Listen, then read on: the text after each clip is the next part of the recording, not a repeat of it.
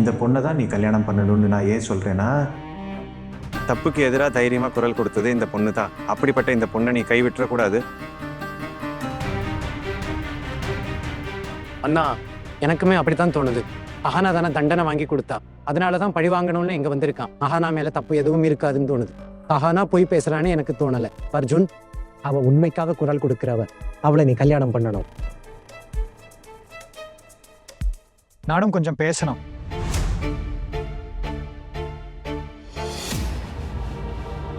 அண்ணா, ஆனா இப்போ உண்மையை தான் பேசுறாளா இல்ல பொய் பேசுறாளான்னு தெரிஞ்சுக்க நமக்கு இங்க நேரம் இல்லை. ஆனா யார் இங்க உண்மையை பேசுறாங்கன்னு நம்ம எல்லாருக்குமே தெரியும்னு நினைக்கிறேன். யார் பொய்ன்னு?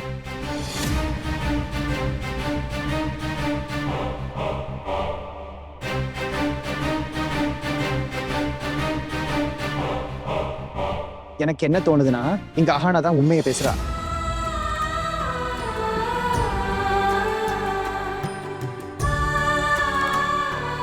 பொண்ணுங்க வளர வளர சமூகத்துல அவங்களுக்குன்னு பிரச்சனைகளும் அதிகமாகிட்டே போகுது. தப்பானவங்க அவங்கள தப்பான பார்வையில தான் பாக்குறாங்க. அதே மாதிரிதான் அஹானாவுக்கு நடந்திருக்கு. இங்க இன்னைக்கு நான் அஹானாவை கல்யாணம் பண்ணலைன்னா அவரோட வாழ்க்கை காரணமே இல்லாம நாசமாயிடும். அப்புறம் என்னால கண்டிப்பா என்னை மன்னிக்கவே முடியாது. இன்னைக்கு இந்த கல்யாணம் நடக்காம போயிருச்சுன்னா அதுக்கான தண்டனை எனக்கு கண்டிப்பா கிடைக்கும்.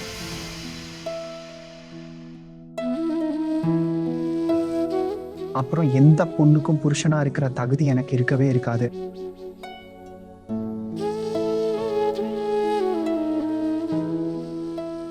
அஹானா,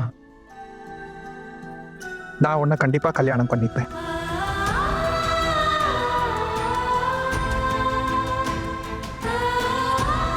அண்ணா, இந்த கல்யாணத்தை இப்ப நிறுத்தணும்னு எனக்கு தோணல.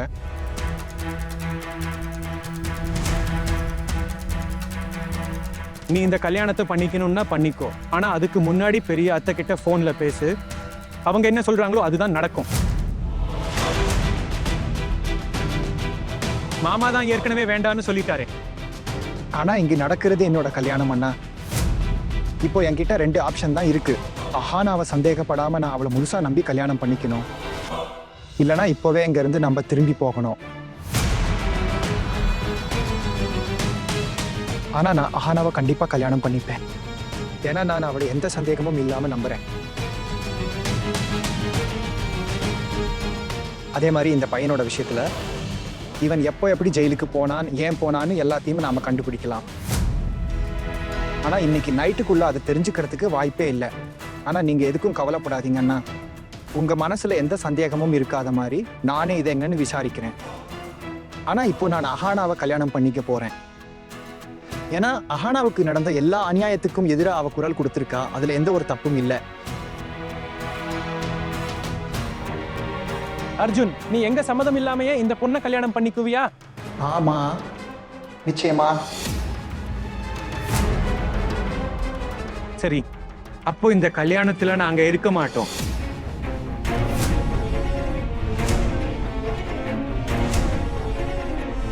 இந்த கல்யாணத்துல கலந்துக்க விருப்பம் இல்லைன்னா நீங்க கலந்துக்க தேவையில்லை. ஆனா இந்த கல்யாணம் இன்னைக்கு கண்டிப்பா நடக்கும்.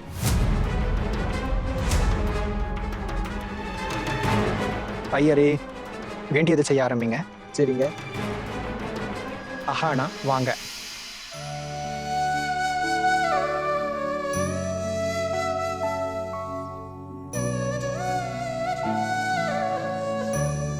இந்த கல்யாணத்தை பண்ணிக்கிறது தான் உன்னோட ஃபைனல் டிசிஷனா? இந்த மண்டபம் என் கல்யாணத்துக்காக அலங்கரிக்கப்பட்டது. இந்த மண்டபத்துல உட்கார போறதும் நான் தான். உன் காதை திறந்து நல்லா கேடு. இந்த கல்யாணத்தை நீங்க கட்டாயப்படுத்தி நடத்த முயற்சி பண்ணா அது உன் குடும்பத்துல இருக்கிறவங்க யாருக்குமே இது நல்லது இல்லை. உங்க குடும்பத்துக்கு பெரிய பிரச்சனையா முடியும். அர்ஜுன், நீ என்ன பண்ணிட்டு இருக்க? அர்ஜுன், நான் சொல்றத கேளு. இது நீ இப்போ என்ன பண்ற? தேவையில்லாம ஏதாவது சிக்கல்ல சிக்கிக்க போறியா? நீ தப்பு பண்ற. என் பேச்சு கேளு. உன்னையும் முழு குடும்பத்தையும் இவ்வளவு பெரிய சிக்கல்ல ஏன் தள்ளுற? என் பேச்சு கேளு. இந்த பொண்ணு நம்ம குடும்பத்துக்கு வேணாம். அட, எத்தனை நாளா அவளை தெரியும் உனக்கு? இவ்வளவு சாதகமா பேச வேண்டிய அவசியம் என்ன இருக்கு?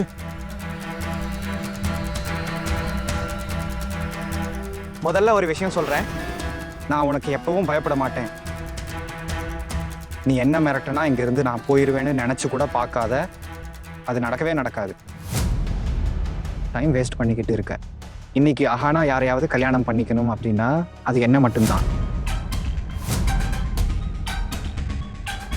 இன்னொரு விஷயமும் இருக்கு. போல்ட்டு அண்ணா, இந்த விஷயத்தை நீங்களும் கேளுங்க. அஹானாவும் நானும் ரொம்ப நாள் பழகலன்னு எனக்கும் தெரியும். ஆனா அவளுக்கும் எனக்கும் கல்யாணம் முடிவான பிறகு எத்தனை நாள் பழகி இருக்கோங்கிறது முக்கியம் இல்லை. முக்கியம் எதுனா அவ கஷ்டமான நேரத்துல அவ கூட நின்று ஆதரவா இருக்கணும். இன்னைக்கு நான் அஹானாவுக்கு துணையா இப்போ நிக்கலன்னா வேற எந்த ஒரு பொண்ணுக்குமே துணையா நிக்கிற தகுதி எனக்கு இருக்காது.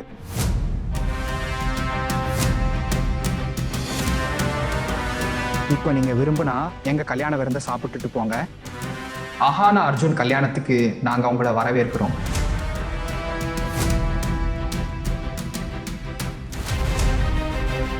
நீ பெரிய தப்பு பண்ற.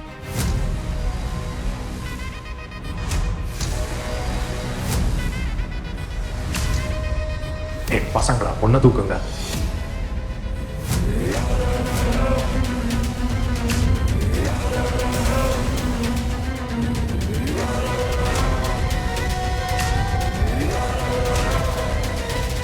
மதுர் ஹல்தார்.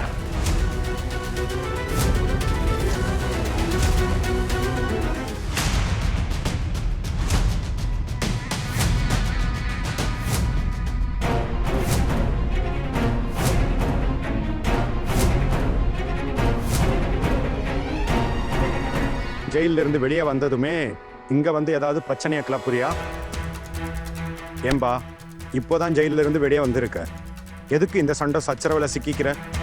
இது என்னோட காதல் விவகாரம் சார், அதனால நான் சொல்றேன், நீங்க இதுல தலையிடாம இருந்தா நல்லது. பொண்ணோட அண்ணா கிட்ட ஏற்கனவே பேசிட்டேன். இப்போவே இங்கிருந்து கிளம்பு, இல்லாட்டி அரெஸ்ட் பண்ணி கூட்டிட்டு போகட்டுமா? நீ என்ன பண்ணணும்னு நல்லா யோசிச்சுக்கோ. அஹானா, நான் உன்னை இனிமேல் விட வேண்டும் மட்டும் நீ நினைக்காத.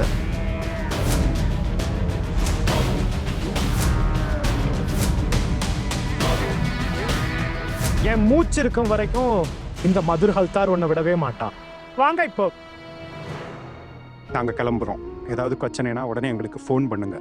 Take care. Thank you sir. ஓகேவா?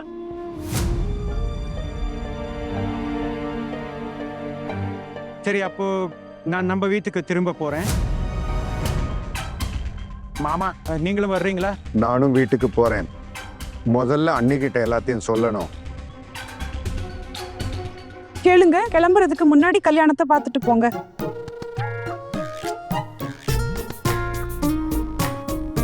சாரி, ஒரு தப்பு நடந்துருச்சு.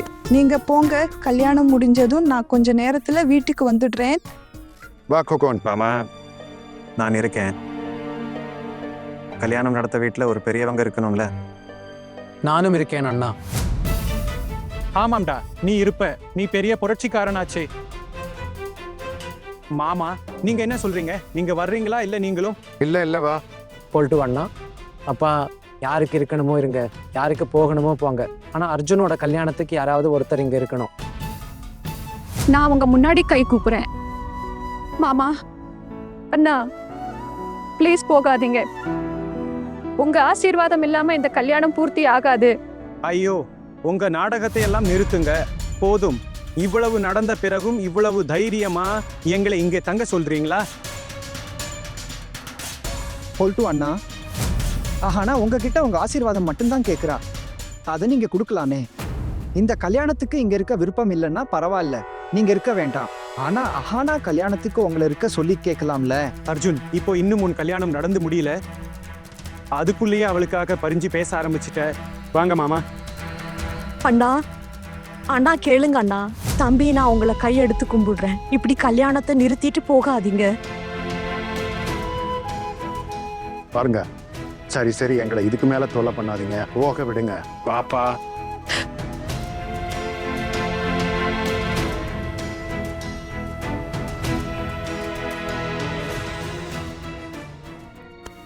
அத்தா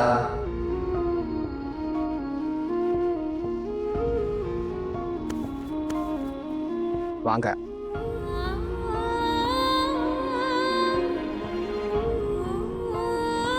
ஆஹானா, கல்யாண முகூர்த்தம் போய்கிட்டு இருக்கு. வாங்க. ஐயரே, எல்லாம் தயாரா இருக்கா? ஆமா ஆமா, எல்லாம் எப்பவோ முடிஞ்சிருச்சு. எல்லா சாமானும் வந்துருச்சு. இப்போ உங்க 2 பேருக்கும் தான் வெயிட் பண்றோம். என்னன்னா தம்பி, நம்ம நாட்டு பொண்ணுங்களோட நிலைமை சீதா தேவியை போல் ஆகிடுச்சே. சின்ன சின்ன விஷயத்துக்கு கூட அக்னி பரீட்சை கடக்க வேண்டியதா இருக்கு. உன்னை போல வாழ்க்கை துணை கிடைச்சா சீதா தேவி எப்பவும் ஜெயிப்பாங்க, கலை நிமிர்ந்து வாழ்வாங்க. எப்பவும் சந்தோஷமா இருங்க.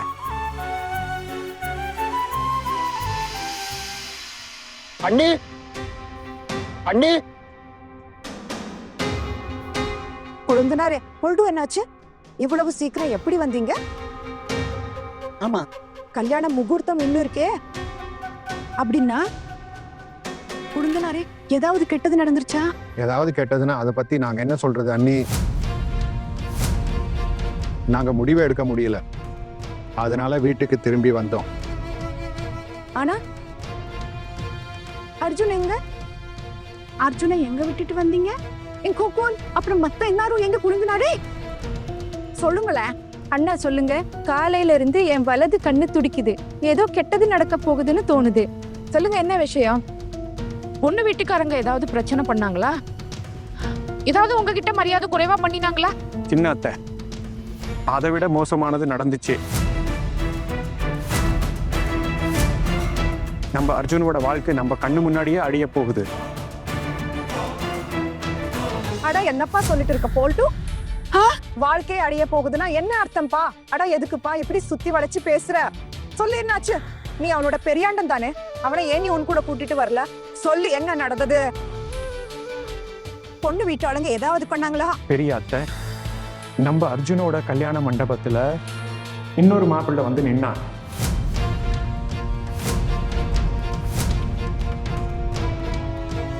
அப்படின்னா அதுக்கு என்ன அர்த்தம்? அதுக்கப்புறம் என்னாச்சு? யாரு அந்த 2வது மாப்பிள்ள? வரப்போற மருமகளோட அவனுக்கு ஏதாவது தொடர்பு இருந்ததா? ஐயோ அக்கா, எப்படிப்பட்ட காலமா ஆச்சு நமக்கு. யாருக்கும் முகம் காட்ட முடியாத சூழ்நிலை ஆயிடுச்சு. சீக்கிரம் சொல்லு, யாரு அந்த 2வது மாப்பிள்ள? ஒரு ரவுடி தான். காலையில ஹல்தி எடுத்துக்கிட்டு போனப்போ அவன் கூட போன்ல பேசினேன். என்கிட்ட ரொம்ப மோசமா பேசினான். போன்லயே என்னை ரொம்ப மிரட்டினான். அட என்ன, இது எல்லாத்தையும் முன்னாடியே ஏன் சொல்லல? இந்த விஷயத்துல சின்ன சந்தேகமாவது எனக்கு வந்திருந்தா என் அர்ஜுன் அங்க அனுப்பி இருக்கவே மாட்டேன். நீங்க ரொம்ப சரியா சொல்றீங்க அத்தை. ஆனா அந்த நேரத்துல எல்லாரும் சொன்னாங்க ஏதோ ஜோக் பண்றாங்க, யாரோ சேட்டை பண்றாங்கன்னு. ஆனா இப்போ எல்லா உண்மையும் வெளியில வந்துருச்சு. அத்தை, இன்னைக்கு நம்ம அர்ஜுனுக்கும் நம்ம குடும்பத்துக்கும் எவ்வளவு அசிங்கம் நடந்துச்சுன்னு என்னால சொல்லக்கூட முடியாது. நம்ம அர்ஜுனோட கல்யாண மண்டபத்திலேயே இன்னொரு மாப்பிள்ள, ஒரு ஆன்டி சோஷியல் ரவுடி, அந்த பொண்ணை கல்யாணம் பண்றதுக்காக தன்னோட ஊர்வலத்தோட வந்துட்டான். பெரிய அத்தை, இவ்வளவு விஷயங்கள் எல்லாம் நடந்த அப்புறமும் நான் அங்க எப்படி இருப்பேன்? தாங்க முடியாம நான் கிளம்பி வந்துட்டேன். மாமாவும் கூட வந்துட்டாரு. நீங்க வந்துட்டீங்க, என்னோட அர்ஜுன் அவனை ஏன் விட்டுட்டு வந்தீங்க? அங்க என்ன பண்றாங்க? பெரிய அத்தை, உங்க அர்ஜுன் கண்டிப்பா கல்யாணம் பண்ணிட்டு தான் வருவான்.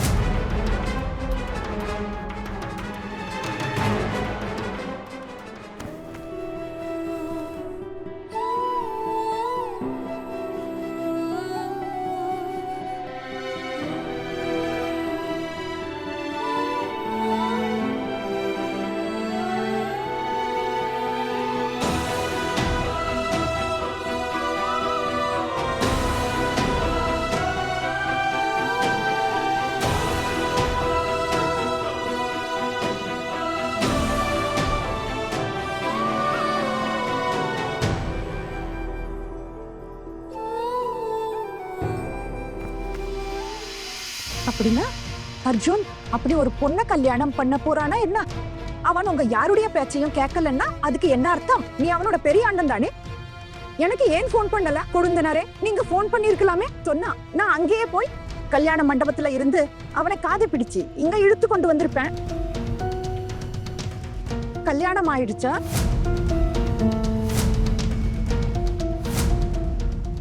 ஆனா முகூர்த்தம் தான் இன்னும் இருக்கே. எப்படி இருந்தாலும் சரி, அந்த பொண்ணை இந்த வீட்டோட மருங்களா நான் எப்பவும் ஏத்துக்க மாட்டேன். அது இல்லாம போல்ட்டு ஒரு விஷயம் சொல்லு. அந்த ரவுடியோட அந்த பொண்ணுக்கு முன்னாடியே ஏதாவது சம்பந்தம் இருந்ததா? அது கண்டிப்பா இருந்திருக்கும். இல்லாட்டி யாராவது சும்மா கல்யாண மண்டபத்துக்கு ஊர்வலத்தோட வருவானா? அவன் சொன்னா 3 வருஷமா ஜெயிலே இருந்தேன்னு.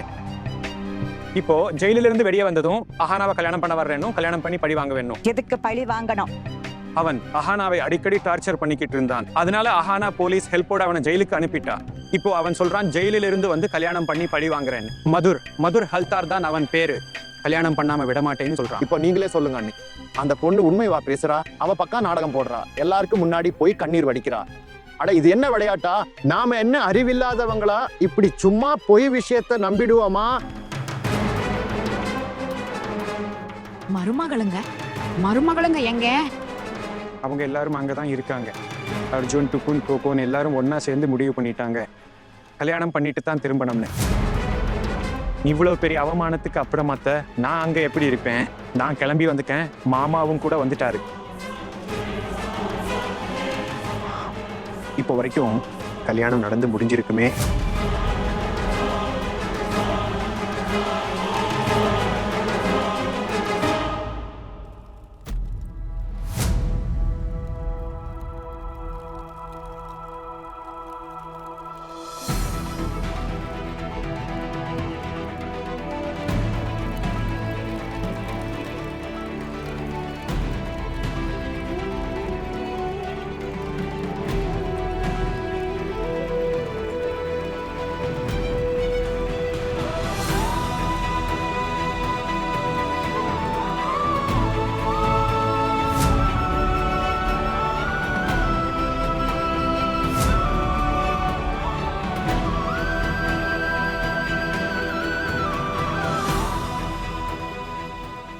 நாங்க அங்க இருந்திருந்தா இந்த கல்யாணம் நடக்க விட்டிருக்கவே மாட்டோம். ஆனா கல்யாணம் நடந்துருச்சுன்னா அர்ஜுன் அந்த பொண்ணை கூட்டிட்டு வீட்டுக்கு வருவான். அந்த பொண்ணு இந்த வீட்டுக்குள்ள வந்தா அப்ப அவ வாழ்நாள் முழுக்க மறக்க முடியாத மாதிரி அவளுக்கு செய்வேன். எவ்வளவு தைரியம் இருந்தா அவ என் மகனோட வாழ்க்கையில விளையாடுவா? என்னோட எல்லா ஆசைகளையும் மண்ணோட மண்ணாக்கிட்டா. அவ இந்த வீட்டுக்குள்ள காலடி வச்சா. ஒரு வாரத்துக்குள்ள அவளை இந்த வீட்டுல இருந்து வெளியே அனுப்பலன்னா என் பேரு துர்கா இல்ல.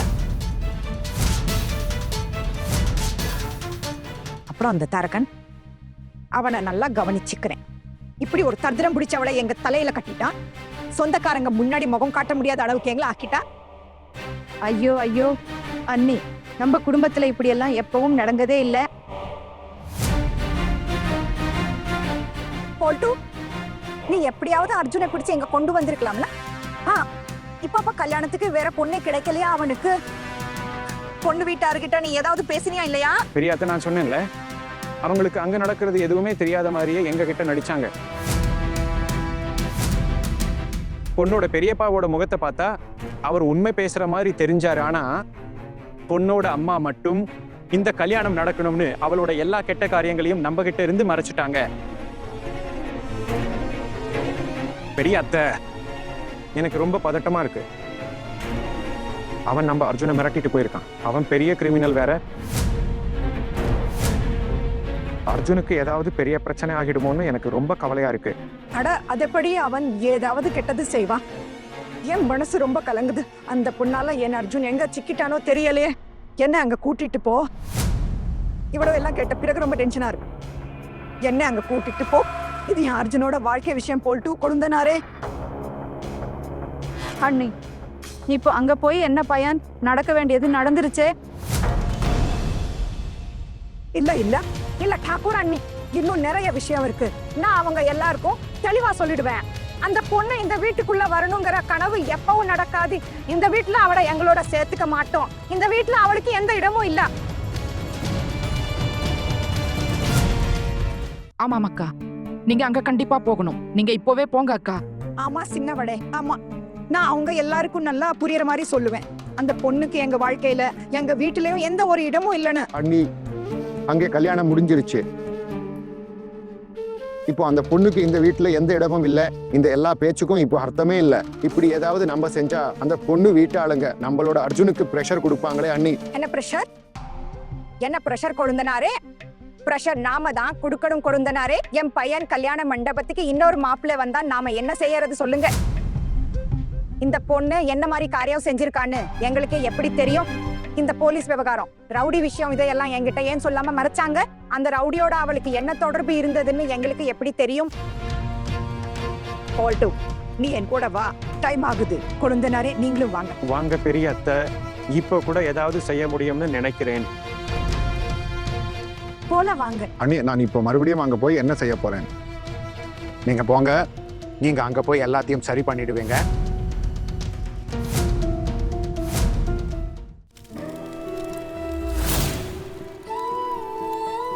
மணமகன் மணமகள் இணைப்பு நடத்துங்க.